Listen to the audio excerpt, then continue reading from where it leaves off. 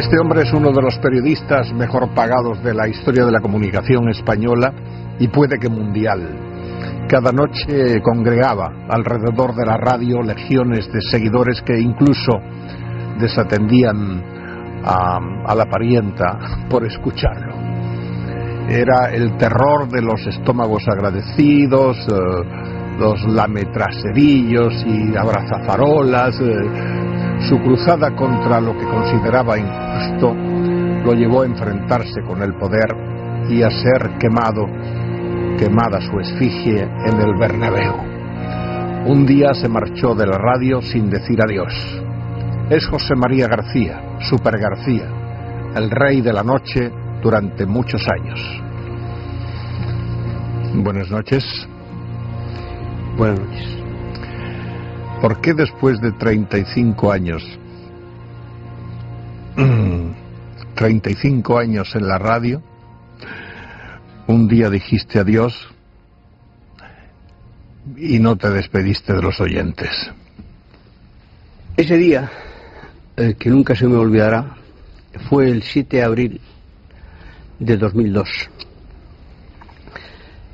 Decir en ese momento por qué me iba era hacerle un daño irreparable al Partido Popular, al PP, y un beneficio que no merecía al PSOE.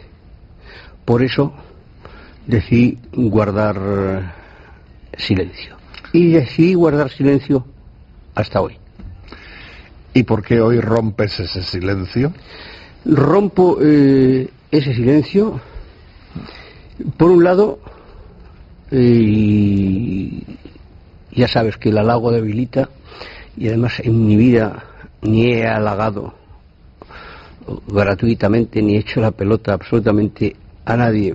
Por un lado, por la admiración ya desde hace muchísimos años que siento por ti, y por otro lado porque este espacio es una pequeña isla que por el momento creo que está a flote de tanta, con perdón, mierda y porquería como nos ofrece la caja tonta.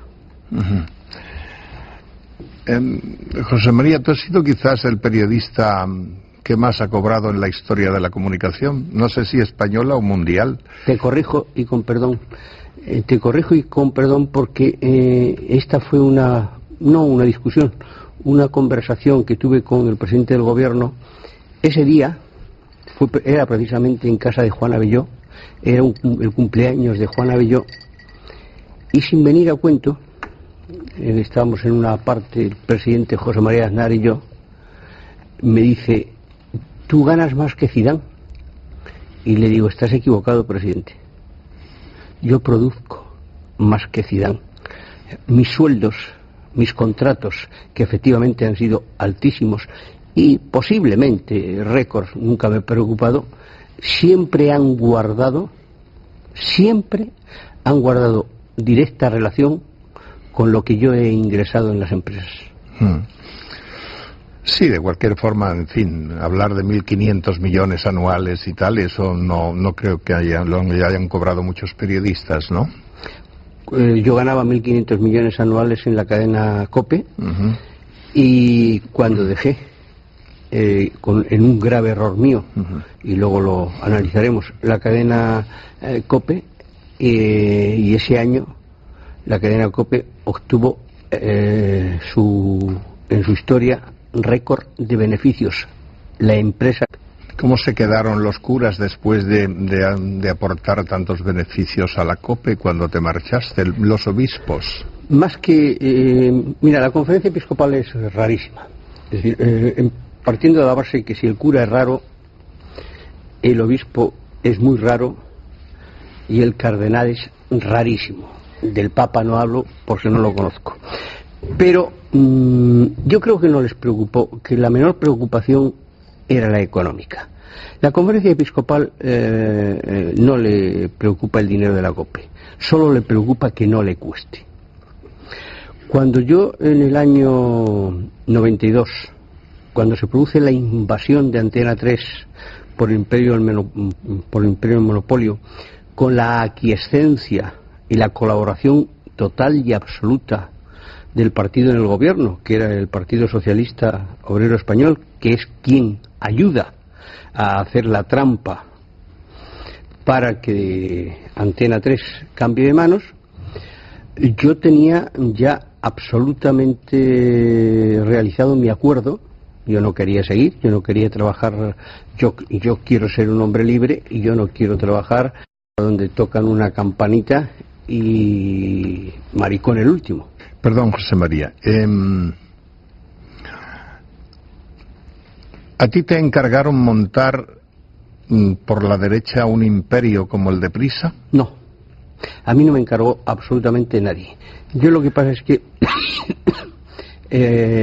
primero tuve un durísimo enfrentamiento con el Partido Popular, porque cuando el Partido Popular llega al poder, a los 20 o 30 días de estar en el poder, me llama Miguel Ángel Rodríguez, que era secretario de Estado para la Comunicación,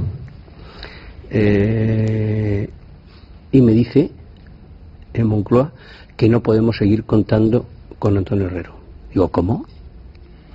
Que no. Digo, pero si no hay un periodista en este país que haya ayudado más al PP que Antonio Herrero, solo denunciando todo lo que ha denunciado.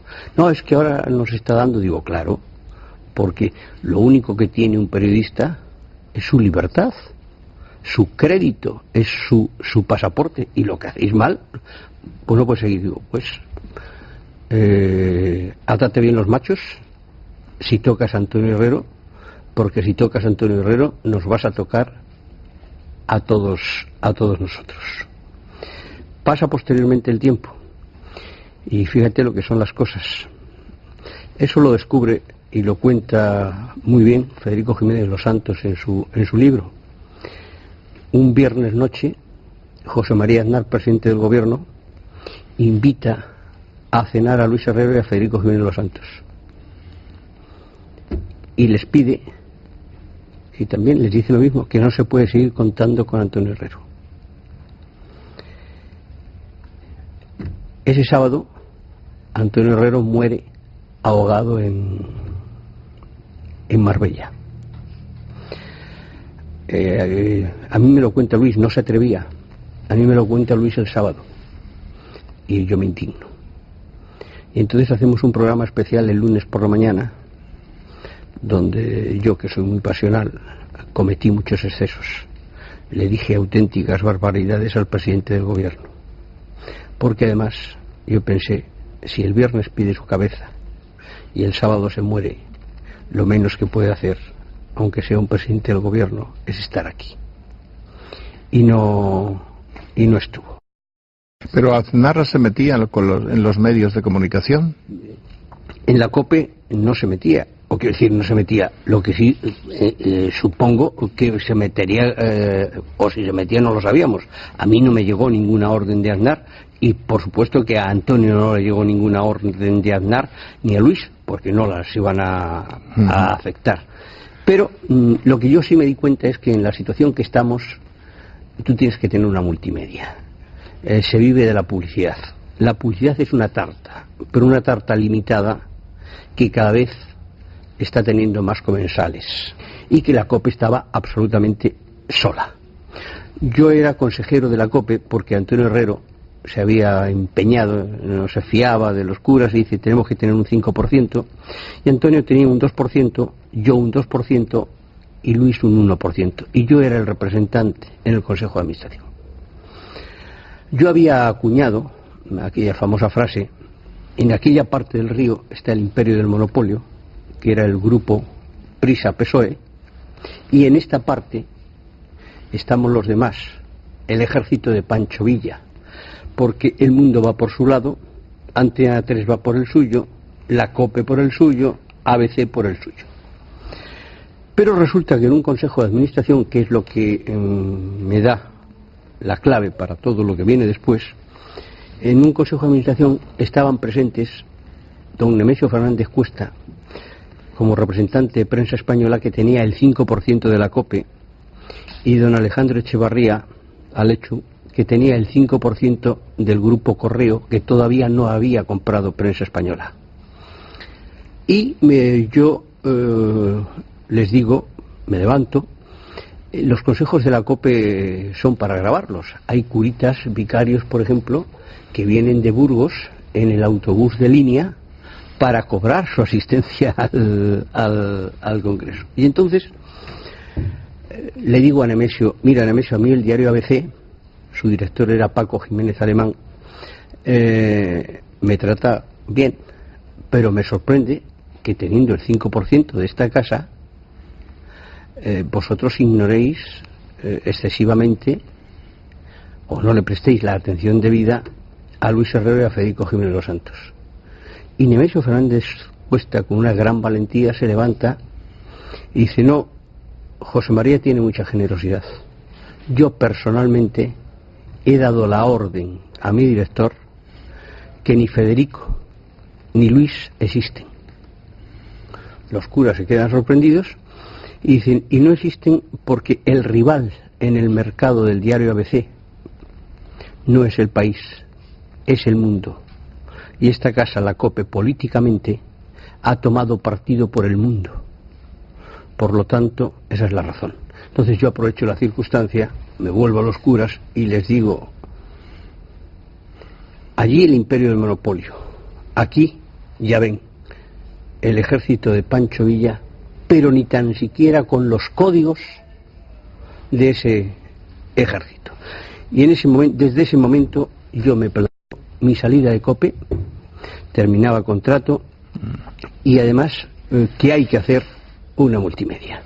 Y entonces cojo a Juan Villalonga, que era presidente de Telefónica. Juan Villalonga, el gran amigo de Aznar. Juan Villalonga, el compañero de colegio de Aznar. Entonces cojo a Juan Villalonga y le digo, Juan, Telefónica tiene que estar en la comunicación, pero te anticipo, si tú no estás en la comunicación, vas a ser un botones del imperio.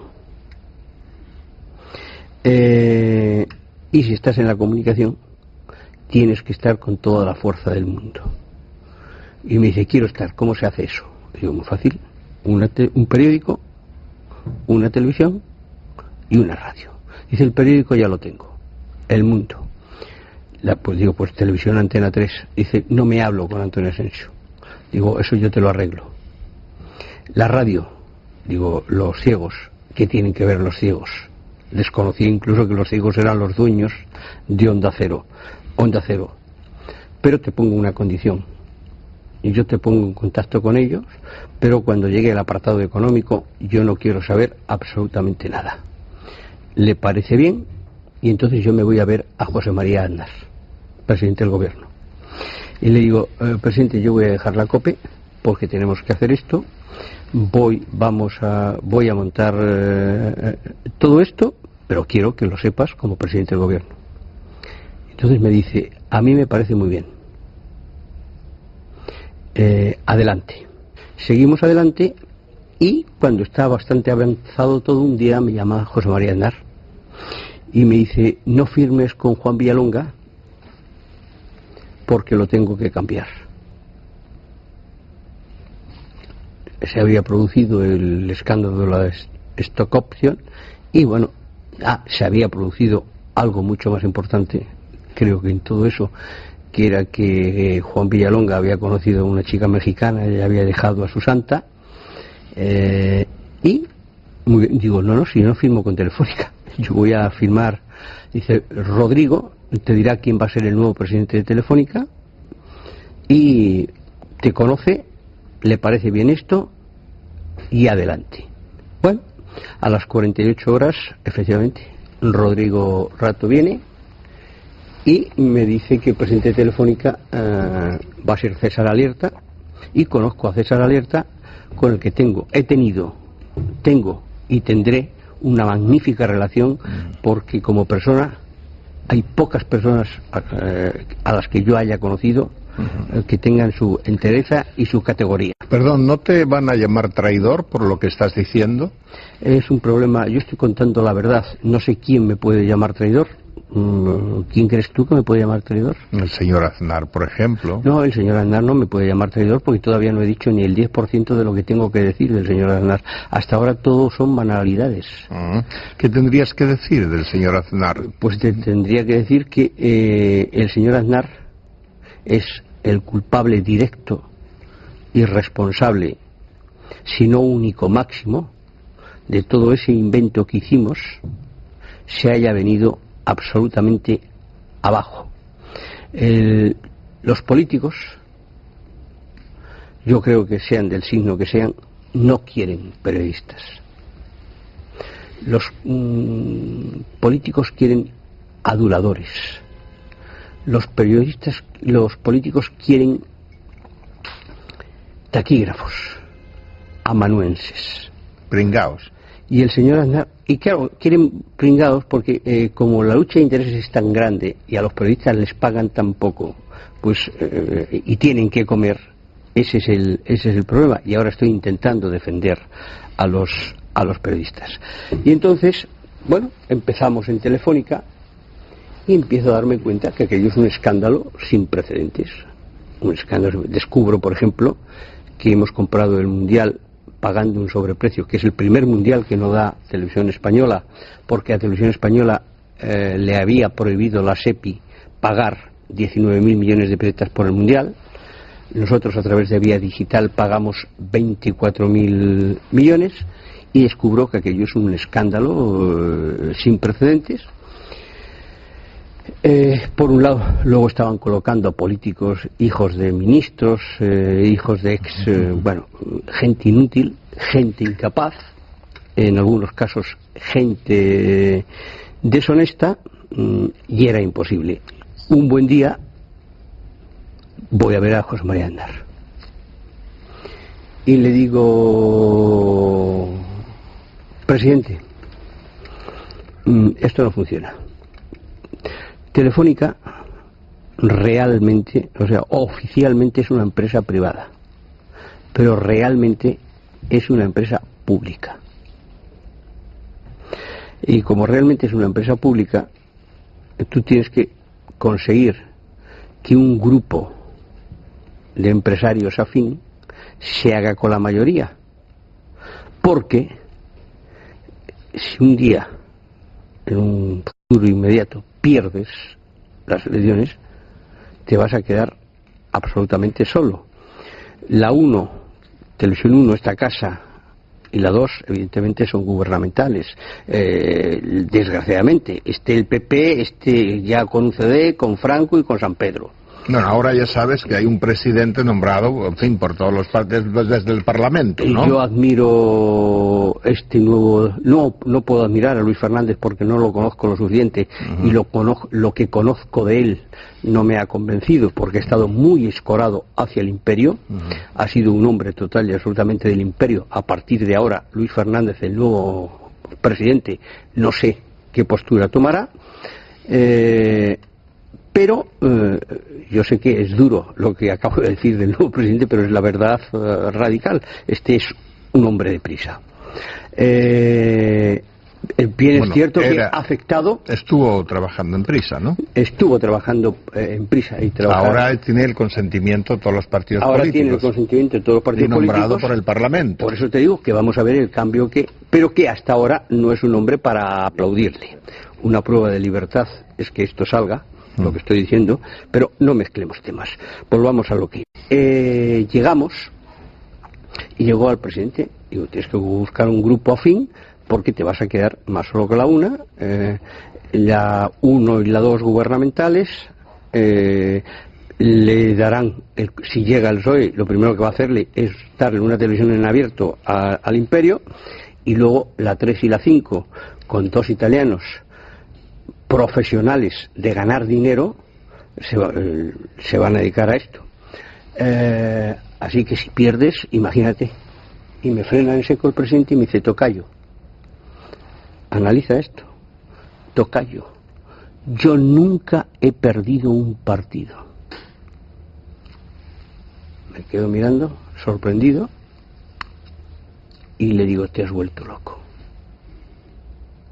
Te has vuelto loco. y me marcho.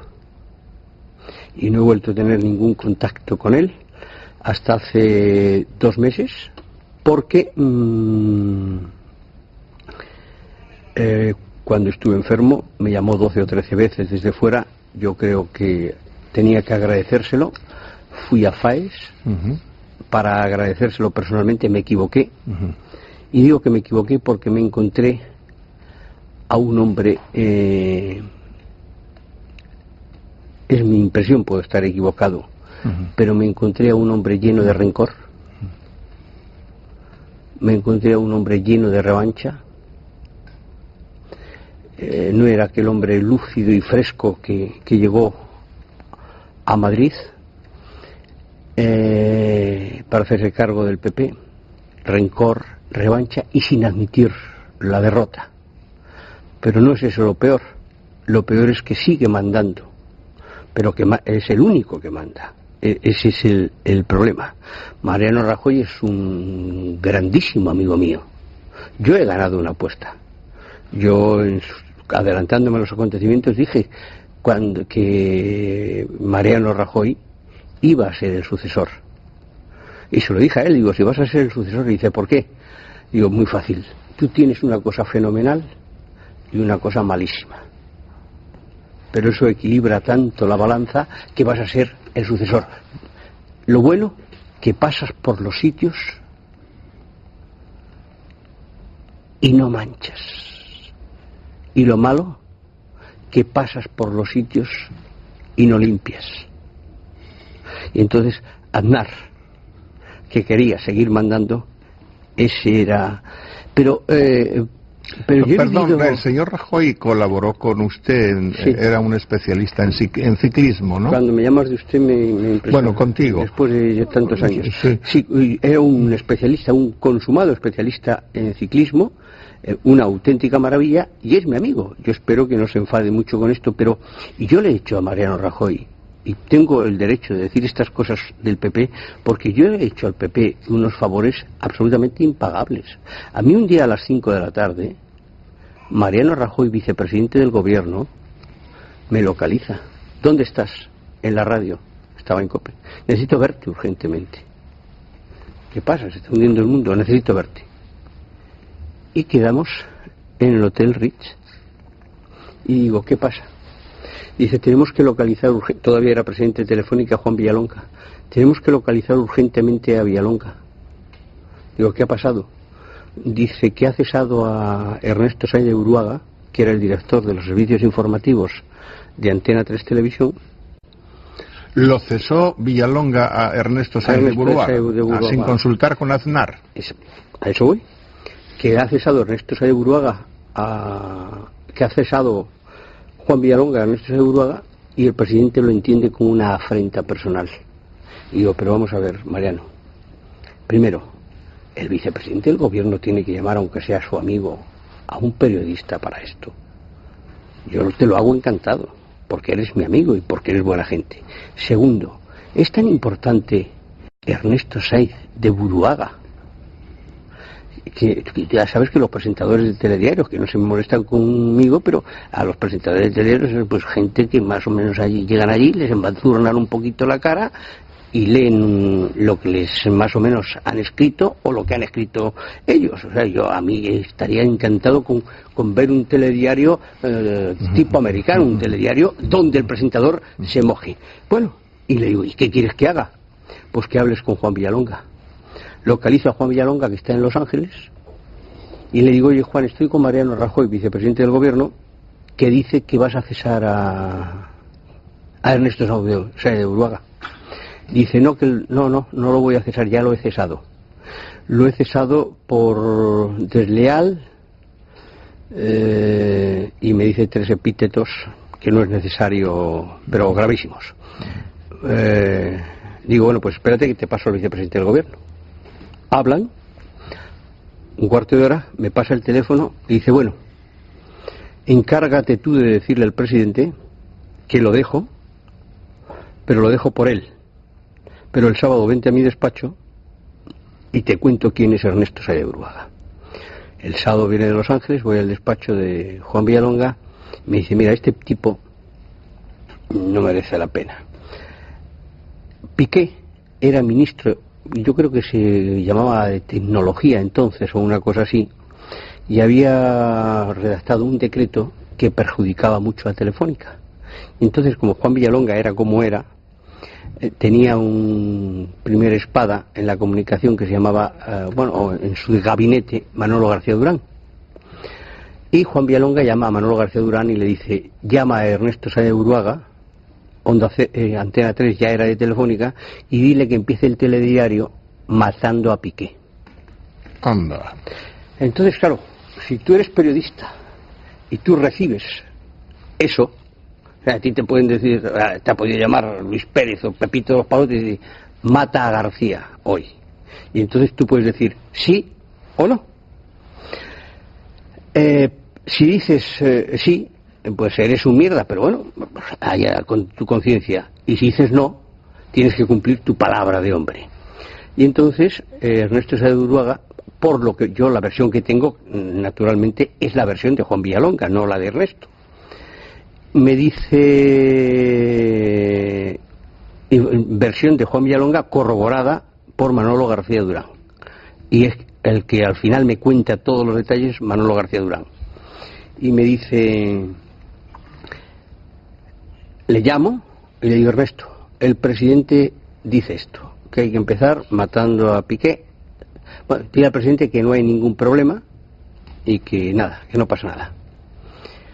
Y, según me cuenta Manolo García Durán, automáticamente cuelga el teléfono a Manolo García Durán y llama a Piqué, Ernesto Sáenz de Buruaga.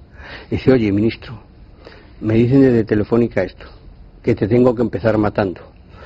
No lo voy a hacer, pero que ya sepas cómo están las cosas. Pasa el telediario, no lo hace, y a las 6 de la tarde Manolo García Durán vuelve a llamar a Ernesto Sáenz de Buruaga y le dice: a mí no me toma el pelo nadie, o lo haces esta noche o mañana no estás.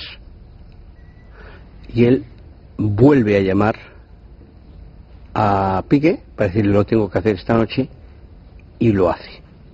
Te lo digo para que veas hasta qué punto llegaba la intromisión porque fíjate, luego Ernesto Sáenz de Buruaga, de director de informativos, pasó a entrevistar a Aznar, aquella la famosa entrevista, y luego pasó a ser consejero delegado cuando no sabía leer un balance. ¿Y esa guerra sigue? Pues esa guerra, en los medios de comunicación. Esa guerra ahora es muchísimo de la conferencia episcopal. Un tal Blázquez. Ese es el presidente de la conferencia episcopal. Viene 3 días a Madrid. No hay conferencia episcopal. Pero luego está la COPE. Yo siempre he dicho, el único sitio... Yo me he equivocado. Y cada uno tiene que ser responsable de su error. Yo me equivoqué marchándome de la COPE, creyendo que ayudaba a este país un poco. Pero yo soy siempre he sido lo mismo. Me puedo equivocar o equivocar. Yo me gané muchísimos enemigos cuando hace muchísimos años había una sola televisión, que era la mejor televisión de España, porque no había otra, que era esta. Yo en un programa de Mercedes Milá aparecí y sin venir a cuento dije sí a la OTAN. ¿Por qué? Porque el PSOE había dicho de entrada no, cuando la responsabilidad de gobierno la había llevado, es decir, buscando el interés nacional. Entonces, la conferencia episcopal, ¿qué permite? Permite una libertad que los profesionales convierten en libertinaje. Fíjate, guerra de Irak. La guerra de Irak, que es un error gravísimo de José María Aznar, porque José María Aznar, yo no digo que vaya o no vaya a la guerra, pero un tema de esa naturaleza lo tienes que llevar al Parlamento y que lo decidan, etcétera, etcétera. Pero claro, Aznar ahí se veía como Dios. Fíjate, yo tengo grabada en la retina, Aznar es un tío que no es un tío de la NBA, que mide, Aznar es un poquito más que yo, y Aznar, tú no sé si te acuerdas, una imagen de una foto bajando del helicóptero en Camp Davis, esperando al presidente americano y caminando como si fuera Dios. Otra famosa foto de Aznar, ¿te acuerdas? Con las cervezas y las Azores. Roma dice no a la guerra. La Conferencia Episcopal dice no a la guerra. El sínodo de los obispos, fíjate que es difícil ponerlos de acuerdo, incluido el catalán, dicen no a la guerra. Y los dos principales comentaristas de la COPE, Conferencia Episcopal, son los dos únicos que dicen sí a la guerra. Uno, Luis Herrero. Para mí es muy triste, pero porque se ha vendido al PP por un puesto en las europeas, y otro, Federico Jiménez Los Santos, porque cree en eso. Mira, Federico es un personaje, yo lo he oído el otro día contigo, Federico es un personaje curiosísimo. Punto uno, es presumiblemente, si no el más culto, entre los tres periodistas más cultos de este país. Es un hombre, hasta donde yo he conocido, que no ha dado un paso por una peseta, o sea, de un desinterés absolutamente económico. Pero, ¿qué le ha pasado? Con todo el respeto, porque yo a Federico le quiero, aunque podía querer más, pero le quiero. Le he perdido el respeto, le he perdido la admiración, pero le quiero. El cariño no. Le he perdido el respeto y le he perdido la admiración porque ha dejado de ser periodista. El periodista que no es plural, el periodista que no es neutral, no es periodista. Es otra cosa. Y entonces él ha dividido el mundo entre los buenos, la derecha, y los malos, la izquierda. Ha estado usted en la guerra durante mucho tiempo. Su mayor guerra, o una de sus grandes guerras, fue el Real Madrid. Su cabeza la han pedido desde todas partes. Uno de los que pidieron su cabeza, naturalmente, fue Florentino. ¿Quién más ha pedido su cabeza? Por supuesto, Pablito Pablete, ¿no? No, a mí no me preocupa quién te pide o deja de pedir la cabeza. A mí, por ejemplo, me preocupa actitudes mafiosas, como la de Florentino Pérez. Florentino Pérez y Jorge Valdano son los hombres que han destrozado a este Real Madrid. Este presidente actual, que tiene su parte de culpa, es mínima. Al Real Madrid lo destroza Florentino Pérez y José María Aznar. ¿Tú te sientes un hombre honrado?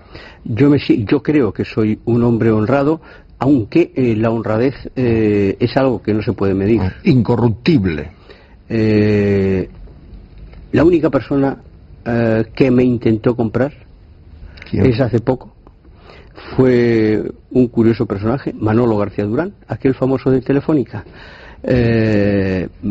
Florentino me estaba persiguiendo por activa y por pasiva para que comiera con él, y yo le decía que no quería comer, y entonces interviene Eduardo Zaplana, que era su amigo, y me dice si puedo comer. Digo no, tomar café sí, y vamos al Hotel Villamagna, y delante de Eduardo Zaplana dice, hombre, dos amigos míos como Florentino y tú tenéis que llevar bien. Digo no, porque este es un sujeto que no merece la pena, este es un tramposo que juega con las cartas marcadas, es una persona no apta para la sociedad. Cualquier ciudadano normal coge una botella y te da con ella en la cabeza. Florentino se lo tragó todo. Y a los 3 días me llama y me dice, era el día de, me parece, Nochebuena, si podemos cenar. Y yo me ablandé un poco, dije que sí. Y fuimos a Zalacaín a cenar, y se invitó también Manolo García Durán. Y Manolo García Durán, que era el que estaba en Telefónica antes, se sienta y me dice, quiero que sepas que yo antes trabajaba gratis para Florentino, ahora cobro. Digo, bueno, a mí me parece muy bien. Y entonces empezamos a hablar de las torres, empiezo a rebatir por qué, empezamos a hablar del contrato de Figo, cómo el Real Madrid le quita a Figo al Barcelona a través de un escándalo de Caja Madrid y de un tipo impresentable como es su presidente Miguel Blesa. Pero el contrato de Figo lo avala Florentino Pérez, el de Figo y el de Zidane, ¿no? Con su dinero, ¿no? Florentino Pérez con su dinero no avala absolutamente nada. El contrato de Figo lo avala Caja Madrid, creando una empresa fantasma con un capital social de 500.000 pesetas para dar al día siguiente 12.000 millones. Es decir, eso con la presidencia de un impresentable Miguel Blesa, que había recibido las instituciones pertinentes. Y entonces, bueno, voy atajando todo esto, y en un momento determinado Miguel García Durán con el señor Pérez Asociado me dice, bueno, ¿y cuánto cuesta que mires para otro lado. ¿Y? Me levanté, le dije a Blas, que es el maître eterno de ese imperio que se llama Zalacaín, mándame la factura a la oficina y adiós. ¿Es la única vez que han intentado comprarte? Sí. Y aterrorizarte. No, aterrorizarme no. Hace muchos años pues, yo vivía en O'Donnell, mis hijos eran pequeños, pusieron una bomba en el portal de mi casa porque había descubierto una sociedad fraudulenta de quinielas donde compraban a los porteros de segunda división. He tenido distintas amenazas, pero no graves. ¿El peor momento para ti fue el 23F? No, ese no fue el peor momento para mí, el 23F. El 23F fue un momento de España en el que yo tuve una intervención que era la intervención de un reportero profesional, de un reportero, uno más. El peor momento es el día que voy por la calle de Arturo Soria, aquí va el chofer, aquí está mi mujer y aquí estoy yo. Suena el teléfono, me había hecho una biopsia y me llama el señor de la biopsia. Me dice, mira, debía decírselo al médico, no a ti, pero como he dormido 30 años contigo, malas noticias. Y digo, ¿qué son malas noticias? Dice, tienes cáncer.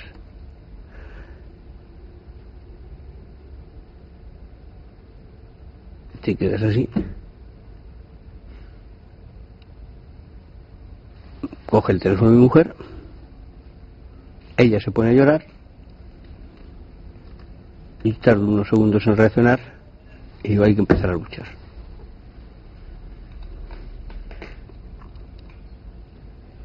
¿Y venciste? Por lo menos aquí estamos, deseoso de volver, si es que se puede, para devolverle a esta sociedad algo de lo mucho que me ha dado. Yo tengo mis necesidades cubiertas. Yo no soy millonario, yo no necesito comer 3 veces, yo no tengo ningún yate porque no me gusta navegar, y la luz la tengo pagada hasta que Dios me llame. Pero entonces me dicen, ¿por qué quieres, con lo feliz que vives ahora haciendo tu deporte, jugando al mus con tus amigos, por qué quieres volver? Porque quiero devolverle un poco a la sociedad lo mucho que me ha dado y quiero traer, por lo menos, voy a ver si lo consigo, un programa plural. Por un lado, plural en lo político, y luego es necesario, es imprescindible un programa de investigación. ¿Te molestaba que te llamaran Butano? No, porque el que lo hacía con cariño, y el que lo hacía por ofenderme, pues evidentemente era su problema. Bueno, no estaba mal pensado ese nombre de Butano porque usted explotaba todas las noches, ¿no? No, eso nació primero porque no mido 1,90 y segundo porque en los partidos, cuando hacía el campo, yo llevaba una chamarra larga por la lluvia de color butano. ¿Para ti quién ha sido más censor? El más censor. Yo ¿El creo PSOE o el PP? Por lo que yo he vivido, quiero decir, no hay la menor duda.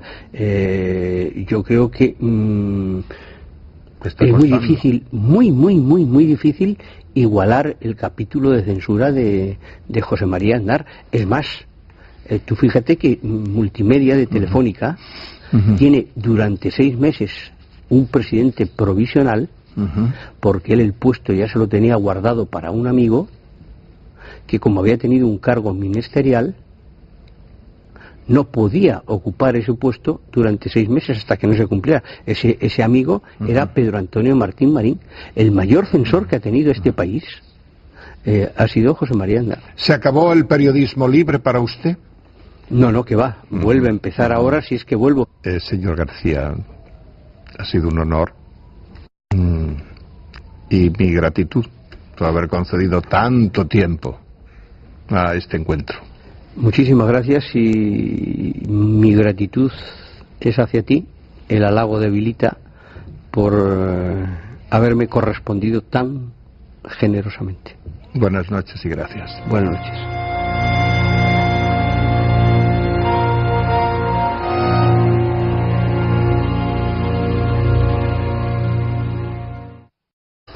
Para que Antena 3 cambie de manos, yo tenía ya absolutamente realizado mi acuerdo. Yo no quería seguir, yo no quería trabajar, yo quiero ser un hombre libre y yo no quiero trabajar donde tocan una campanita y maricón el último. Perdón, José María. ¿A ti te encargaron montar por la derecha un imperio como el de Prisa? No, a mí no me encargó absolutamente nadie. Yo lo que pasa es que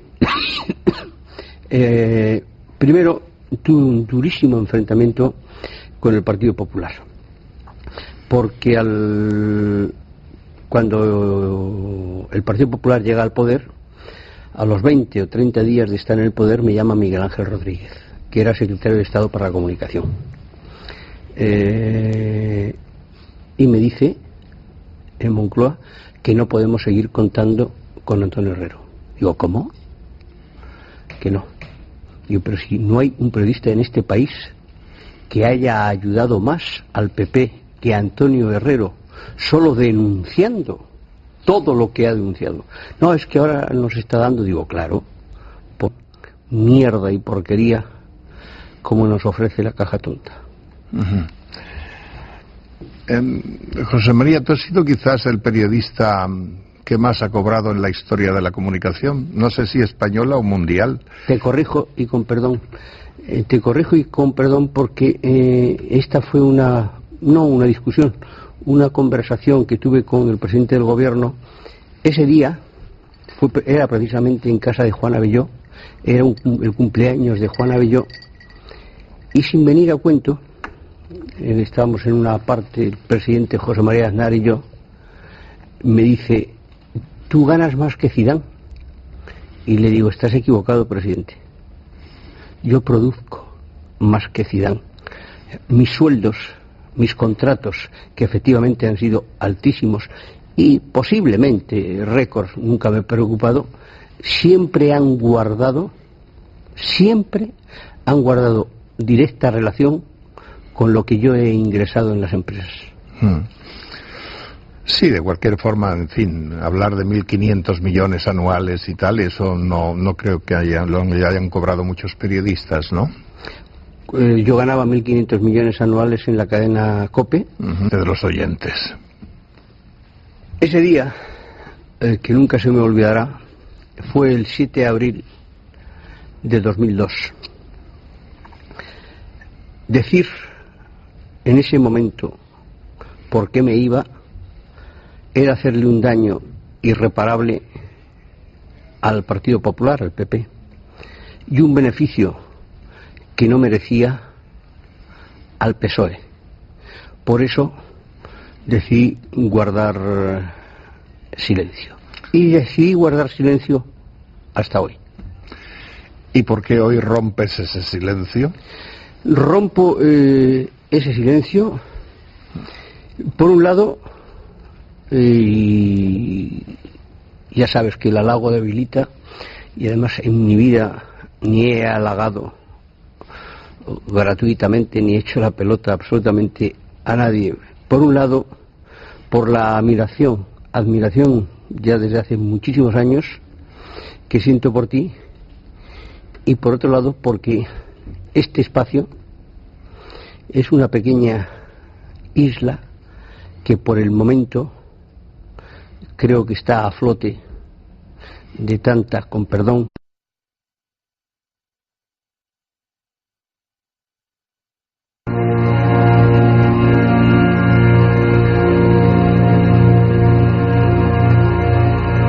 Este hombre es uno de los periodistas mejor pagados de la historia de la comunicación española y puede que mundial. Cada noche congregaba alrededor de la radio legiones de seguidores que incluso desatendían a la parienta por escucharlo.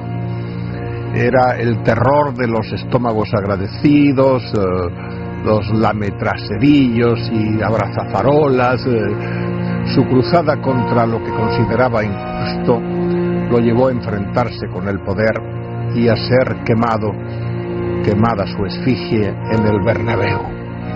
Un día se marchó de la radio sin decir adiós. Es José María García, Super García, el rey de la noche durante muchos años. Buenas noches. Buenas noches. ¿Por qué después de 35 años, 35 años en la radio, un día dijiste adiós y no te despediste? Y cuando dejé, en un grave error mío, y luego lo analizaremos, la cadena COPE, y ese año la cadena COPE obtuvo en su historia récord de beneficios. La empresa... ¿Cómo se quedaron los curas después de aportar tantos beneficios a la COPE cuando te marchaste? Los obispos. Más que... mira, la conferencia episcopal es rarísima. Es decir, partiendo de la base que si el cura es raro, el obispo es muy raro y el cardenal es rarísimo. Del Papa no hablo porque no lo conozco. Pero yo creo que no les preocupó, que la menor preocupación era la económica. La conferencia episcopal no le preocupa el dinero de la COPE, solo le preocupa que no le cueste. Cuando yo en el año 92, cuando se produce la invasión de Antena 3 por el Imperio del Monopolio, con la aquiescencia y la colaboración total y absoluta del partido en el gobierno, que era el Partido Socialista Obrero Español, que es quien ayuda a hacer la trampa